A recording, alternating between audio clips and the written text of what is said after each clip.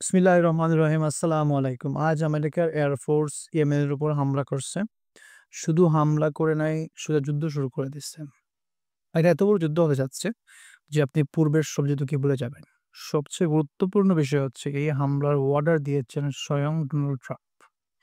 এই হামলার order Trump যে ওয়ার্ড ব্যবহার করেছেন তার স্পিচের মধ্যে সেটা কিন্তু খুব গুরুত্বপূর্ণ।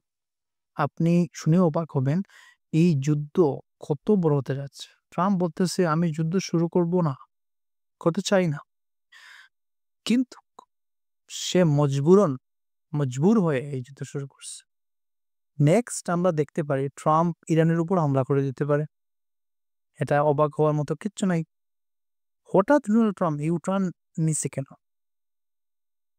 হালত এতটা খারাপ হয়ে যাচ্ছে যে ইয়ামেনের লোকরা বলতেছে, হুথি বলতেছে যে এই যুদ্ধ চালাইছে ব্রিটিশ এয়ার ফোর্স এবং আমেরিকান এয়ার ফোর্স মিলে।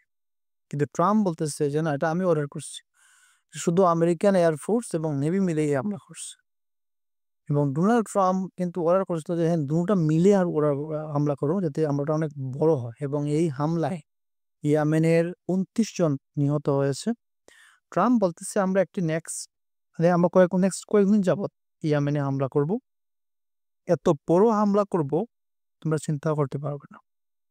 ট্রাম্প বলতেছে, "তোমরা ইয়েমেনের জঙ্গিদের" ওদেরকে সে জঙ্গি বলতেছে, "জঙ্গিদেরকে মেরে ফেলো, হামলা করো। কারণ তারা আমাদের অনেক ক্ষতি করছে। তারা আমাদের রেপুটেশনকে ধ্বংস করে দিচ্ছে। তারা আমাদের ১২ টা ড্রোন ধ্বংস করছে। তারা আমাদের শিপে হামলা চালাইছে। তারা বাণিজ্যিক জাহাজে হামলা চালাইছে। কি করে নাই তারা?" সো এইজন্য আসলে হুতিদের উপর হামলা করতে কিন্তু দ্বিধা করতেছে না ট্রাম্প। বলতেছে, "হামলা আরো জোরদার করো আমাদের উপর।" এবং সে আরো বলতেছে যে বাইডেন কিন্তু হুতির উপর কোনো বড় অ্যাকশন নেয় নাই। এজন্য তাদের বিশ্বাস বেড়ে গেছে, নিজের উপর কনফিডেন্স বেড়ে গেছে। এইজন্য ওরা আরো বড় পরিমাণের সাথে কিন্তু হামলা করছে ইসরায়েলের উপর বা আমেরিকার জাহাজের উপরে। এখন কেন বলতেছি এটা অনেক বড় যুদ্ধ হতে যাচ্ছে? এটার মেইন কারণ হচ্ছে আপনারা জানেন হুতির কাছে কিন্তু অনেক বড় মাপের মিসাইল আছে স্টকে এবং ড্রোন আছে।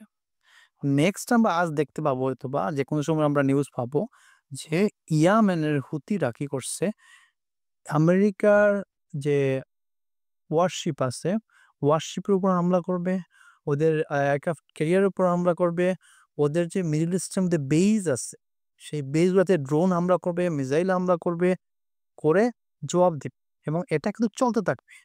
ওরা এদের উপর হামলা করবে, ওরা ওদের উপর হামলা করবে। কারণ এরা তো গাজা না ভাই। হুতি কিন্তু গাজা না। হুতির উপর কিন্তু ছায়া আছে কার? ইরানের। এবং মিসাইল টেকনোলজি ওদের কাছে এত অ্যাডভান্স যা আমেরিকা কল্পনাও করে নাই। সো আমরা অনেক বড় একটা জটিল যুদ্ধ দিকে যাচ্ছি আমরা হয়তোবা রেড সি তে আমরা অনেক বড় হামলা দেখতে পাবো সামনের দিনে এবং পরিস্থিতিটা ঘোলাটে হবে যে ট্রাম্পের যে জনপ্রিয়তা সেটা কমতে পারে এই হামলার মাধ্যমে। সে বলছিল, "আমরা যুদ্ধ করব না, যুদ্ধ বন্ধ করব।" কিন্তু শেষ পর্যন্ত কি হয়েছে? সেই যুদ্ধ শুরু করে দিচ্ছে। আজ এ পর্যন্তই। আসসালামু আলাইকুম।